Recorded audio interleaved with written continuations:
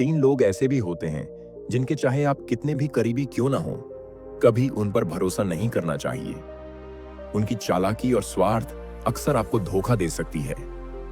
ऐसे ही मध्य देश में एक सुंदर नगर था जहां एक चोर रहता था। छोटी मोटी चोरी से वह अपने परिवार का गुजारा करता, पर खर्चा पूरा नहीं होता। एक दिन उसने सोचा, पाप तो पाप है, छोटा हो या बड़ा, अगर पकड़ा गया तो सजा एक ही मिलेगी, तो क्यों ना बड़ी चोरी करूं। उसने राजा के खजाने को लूटने का प्लान बनाया। रात हुई तो वह राजमहल में घुस गया। किसी तरह खजाने तक पहुंच भी गया। वहां पहुंचकर उसने देखा कि कई सैनिक खजाने की रखवाली कर रहे थे। सख्त पहरा देखकर चोर को लगा कि इनकी नजरों में धूल झोंकना बहुत मुश्किल है। उसने सोचा कि असली पहरा तो मेरा ही है, ताकि अगर मैं चोरी करने की कोशिश करूं तो बच न सकूं। यह सोचकर चोर पीछे मुड़ा और लौटते वक्त उसने फैसला किया कि वह खाली हाथ ही लौटेगा। अचानक फिर चोर के मन में विचार आया कि खाली हाथ लौटना सही नहीं होगा। बेहतर होगा कि मैं यहां से कुछ लेकर ही जाऊं। मेरा यहां आना व्यर्थ नहीं जाना चाहिए। उसके मन में विचार आया कि राजा के शयन कक्ष में जाकर राजा के शाही वस्त्र चुरा ले। शायद राजा अपने कपड़े उतारकर सो रहे हों। शाही वस्त्र पहनकर वह आसानी से खजाना लेकर बाहर निकल सकेगा। पहरेदार भी उसे राजा समझकर रास्ता नहीं रोकेंगे। यह सोचकर चोर राजा के शयन कक्ष के पास पहुंचा। उसने धीरे से पर्दा हटाया और अंदर झांकते ही हैरान रह गया। उसने देखा कि राजा पलंग पर गहरी नींद में सो रहे थे और रानी अर्धनग्न अवस्था में पलंग पर बैठी हुई थी। रानी को जागते देख चोर के हाथ पैर कांपने लगे। वह दीवार से सटकर खड़ा हो गया और रानी के सो जाने का इंतजार करने लगा। थोड़ी देर बाद उसने पर्दा हटाकर देखा कि रानी सोई है या नहीं, क्योंकि उसके मन में यह ख्याल था कि अगर रानी सो जाए तो राजा के वस्त्र आसानी से चुराए जा सकते हैं। लेकिन उसने देखा कि रानी अब भी उसी अवस्था में बैठी थी। चोर ने सोचा कि इंतजार करने से बेहतर है कि वह थोड़ा आराम कर ले। वह पास ही रखी मेज पर बैठ गया। जैसे ही वह मेज पर बैठा, उस पर रखा पानी का गिलास नीचे गिर गया। गिलास गिरने की आवाज से राजा तो नहीं जागा, लेकिन रानी तुरंत तलवार लेकर बाहर आ गई। रानी ने तलवार चोर की गर्दन पर रखते हुए कड़क आवाज में पूछा, तू कौन है और यहां क्यों आया है? सच सच बता, वरना मैं तेरा सिर अभी धड़ से अलग कर दूंगी। चोर डर के मारे कांपने लगा और हाथ जोड़कर विनती करने लगा, रानी साहिबा, कृपया मेरी जान बख्श दीजिए। मैं एक गरीब चोर हूं जो अपने परिवार का पेट भरने के लिए छोटी मोटी चोरियां करता है। अगर आपने मुझे मार दिया तो मेरे छोटे छोटे बच्चे अनाथ हो जाएंगे। मैं वादा करता हूं कि इस बार मुझे माफ कर दीजिए। मैं फिर कभी इस महल के पास भी नहीं भटकूंगा। कृपया मेरे बच्चों पर दया कीजिए। चोर की बात सुनकर रानी थोड़ी नरम पड़ी, लेकिन उसकी आंखों में एक अजीब चमक थी। उसने कहा, मैं तुम्हें एक शर्त पर छोड़ सकती हूं। इस समय मैं अपनी इच्छाओं से घिरी हूं। अगर तुम मेरे साथ संभोग करोगे तो मैं तुम्हें जाने दूंगी, वरना एक ही झटके में तुम्हारा सिर धड़ से अलग कर दूंगी। रानी की यह अजीब शर्त सुनकर चोर का खून ठंडा पड़ गया। उसने कांपती आवाज में कहा, रानी साहिबा, आप यह क्या कह रही हैं? मैं तो बस एक साधारण चोर हूं और आप इस राज्य की रानी। मैं भला आपके साथ ऐसा करने के बारे में सोच भी कैसे सकता हूं? मेरे लिए तो यह सोचना भी बहुत बड़ा पाप है। रानी ने तलवार चमकाते हुए सख्त लहजे में कहा, मुझे कोई बहाना नहीं सुनना है। अगर तुम्हें अपनी जान बचानी है तो जैसा मैं कहती हूं वैसा करो, वरना मरने के लिए तैयार हो जाओ। चोर की जान गले में अटक गई। उसने सोचा, अगर रानी की बात नहीं मानूंगा तो अभी मारा जाऊंगा, और अगर मानूंगा तो शायद बाद में मारा जाऊंगा। वह भारी उलझन में था, लेकिन अंत में उसने रानी की बात मानने का नाटक किया। उसने कहा, रानी साहिबा, मुझे थोड़ा समय दीजिए। मुझे बहुत तीव्र लघु शंका लगी है। पहले मैं इससे निपट लूं, फिर मैं आपकी बात मानने के लिए तैयार हूं। रानी ने तलवार तानकर उसे शौचालय की ओर इशारा किया। चोर धीमे कदमों से उस ओर चल पड़ा, जबकि रानी वहीं खड़ी उसकी वापसी का इंतजार करने लगी। लेकिन चोर के मन में एक और योजना बन चुकी थी। शौचालय की ओर जाते हुए वह रानी की नजरों से बचकर भागने की कोशिश करने लगा।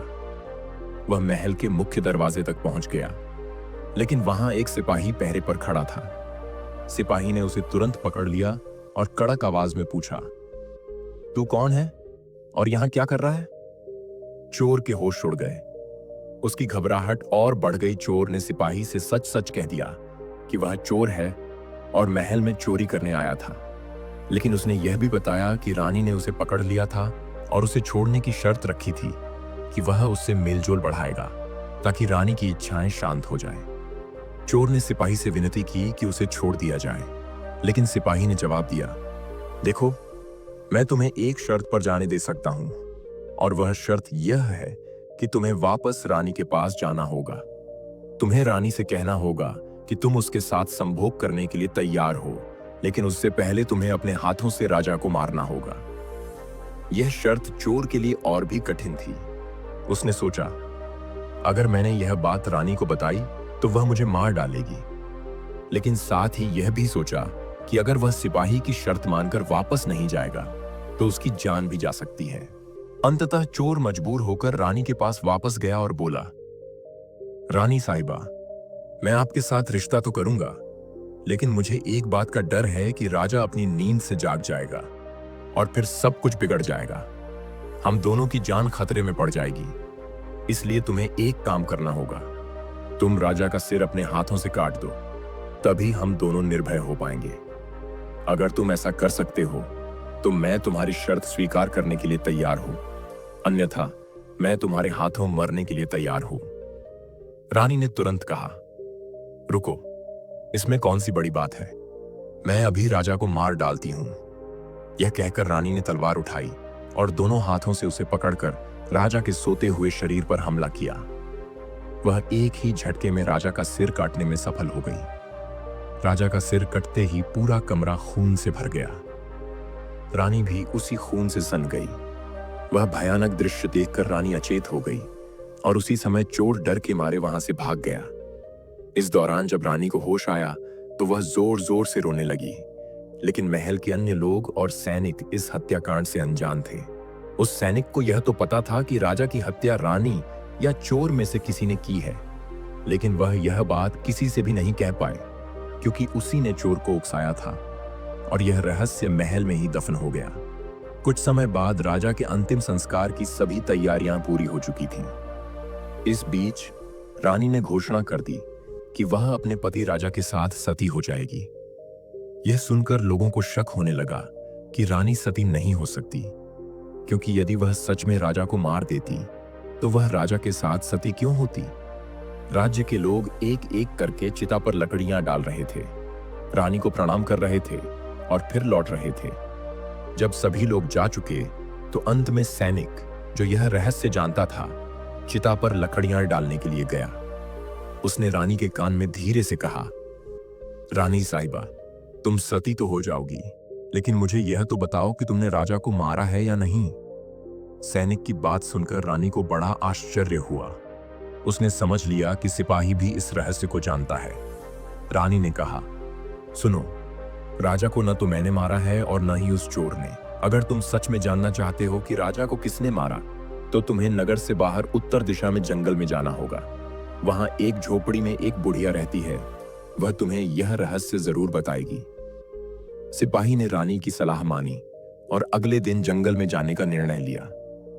जंगल में पहुंचकर वह उस झोपड़ी में गया जहां बूढ़ी महिला रहती थी। सिपाही ने बूढ़ी महिला के पैर पकड़ते हुए कहा, मां, मैं आपके पास एक रहस्य जानने आया हूं। राजा साहब को किसने मारा?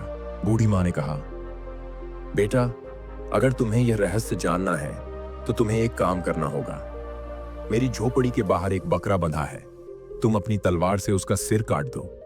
जैसे ही बकरा मरेगा, उसकी दाढ़ वहीं गिर जाएगी और सिर हवा में उड़ने लगेगा। तुम उस बकरे के सिर के कान पकड़ लेना, वह तुम्हें उस जगह पहुंचा देगा जहां तुम्हें राजा की हत्या का रहस्य मिलेगा। सिपाही ने वैसा ही किया। झोपड़ी के बाहर बंधे बकरे का सिर काट दिया। जैसे ही बकरा मरा, उसका सिर हवा में उड़ने लगा। सिपाही ने उसके कान पकड़ लिए और सिर ने उसे एक घने और भयानक जंगल में ले जाकर एक गुफा के द्वार तक पहुंचाया। वह गुफा राक्षस और उसकी पुत्री की थी। सिपाही गुफा के द्वार पर खड़ा होकर सोचने लगा, इस जंगल में तो कोई मनुष्य दिखाई नहीं दे रहा है। मुझे राजा की मृत्यु का रहस्य कौन बताएगा? अब शाम हो चुकी थी और राक्षस भोजन के लिए बाहर चला गया था। उसकी बेटी गुफा के अंदर थी। तभी उसे किसी इंसान की गंध महसूस हुई और वह गुफा के दरवाजे पर आकर देखा कि एक युवक बाहर खड़ा था। राक्षस की बेटी ने सोचा, अगर मैं इसे खा लूंगी तो मेरी भूख पूरी हो जाएगी, लेकिन अगर मैं इसे जिंदा रखूं तो यह युवक मेरे बहुत काम आ सकता है। सोचते हुए राक्षस की बेटी ने तुरंत अपनी रूप रचना बदल दी और एक सुंदर लड़की का रूप धारण किया।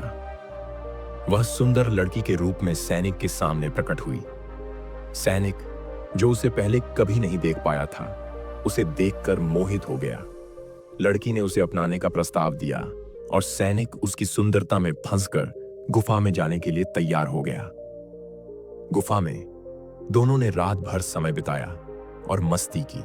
जब सुबह का समय हुआ तो राक्षस की बेटी ने सैनिक को एक मक्खी बना दिया और दीवार पर चिपका दिया।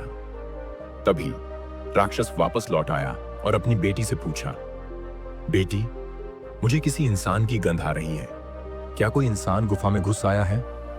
लड़की ने बहाना बनाते हुए कहा, पिताजी, आप क्या बात कर रहे हैं? हमारे होते हुए कोई इंसान यहां कैसे आ सकता है? मैं उसे कच्चा चबा जाऊं। इस तरह उसने राक्षस को गुमराह कर दिया।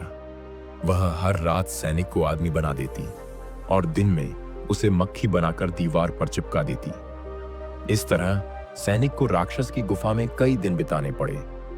धीरे धीरे उसे अपनी पत्नी और बच्चों की याद आने लगी, लेकिन वह राक्षसी लड़की के जाल से बच नहीं पा रहा था। एक दिन उसे मौका मिल गया। किसी तरह वह रात में गुफा से भाग निकला और कई दिनों तक भागते भागते अपने घर पहुंच गया। घर लौटकर वह अपनी पत्नी और बच्चों से मिला और बहुत खुश हुआ। अब वह सोचने लगा, अच्छा हुआ मैं वहां से भाग आया। पता नहीं वह मुझे कितने और दिन तक मक्खी की तरह बंद करके रखती। इस प्रकार सैनिक को उसके घर रहते हुए कई दिन बीत गए, लेकिन एक दिन वह फिर उस राक्षसी लड़की को याद करने लगा। दिन रात वह उसी के ख्यालों में खोया रहता, उसकी सुंदरता को सोचता और उससे मिलने की तीव्र इच्छा महसूस करता। बिना न तो उसे खाना अच्छा लगता था, न ही पीना। वह हमेशा यही सोचता रहता कि कैसे फिर से उससे मिल सकता है। सैनिक की बेचैनी बढ़ती जा रही थी और अंततः उसने निर्णय लिया कि वह उस राक्षसी लड़की से मिलने जाएगा। वह सोचने लगा कि पिछली बार बुढ़िया ने उसे वहां तक पहुंचाया था, लेकिन अब वह रास्ता भूल चुका था, तो क्यों न वह एक बार फिर उसी बुढ़िया से मदद ले। यह सोचकर वह बुढ़िया की झोपड़ी के पास पहुंचा और हाथ जोड़कर बोला, हे माता, मुझे एक बार फिर उसी स्थान पर भेज दीजिए जहां आपने मुझे पहले भेजा था। अब सैनिक राजा की हत्या के रहस्य को लगभग भूल चुका था और उसके अंदर उस राक्षसी लड़की से मिलने की तीव्र बेचैनी बढ़ती जा रही थी। बुढ़िया ने कहा, बेटा, पहले मेरे पास एक बकरा था जिसके कान पकड़कर तुम वहां तक पहुंच सकते थे, लेकिन अब वह बकरा भी नहीं रहा। अब मैं तुम्हें वहां कैसे भेज सकती हूं?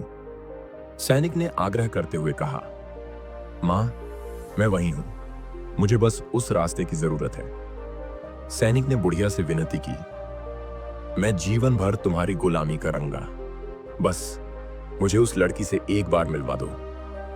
बुढ़िया ने उत्तर दिया, बेटा, मैं तुम्हारी मदद करूंगी, लेकिन इसके लिए तुम्हें मेरे पास अपने बेटे को लाना होगा। सैनिक ने बिना सोचे समझे कहा, यह कौन सी बड़ी बात है? और वह अपने बेटे को बुढ़िया के पास ले आया। फिर बुढ़िया ने कहा, बेटा, जैसे तुमने बकरे का सिर काटा था, वैसे ही तुम अपने बेटे का भी सिर काट दो। फिर उसका सिर हवा में उड़ने लगेगा, तुम उसका सिर पकड़कर उस स्थान तक पहुंच जाओगे। सैनिक ने यह सुना और अपने बेटे का सिर काटने के लिए तलवार उठाई, लेकिन जैसे ही उसने तलवार उठाई, बुढ़िया ने उसका हाथ पकड़ लिया और बोली, रुको, यह तुम्हारे सवाल का जवाब है। चाहे तुम कितने भी करीबी क्यों ना हो, कभी भी उन पर भरोसा नहीं करना चाहिए।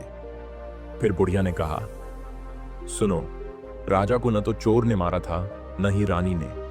राजा को तो वासना ने मारा था। तुम भी वही कर रहे हो।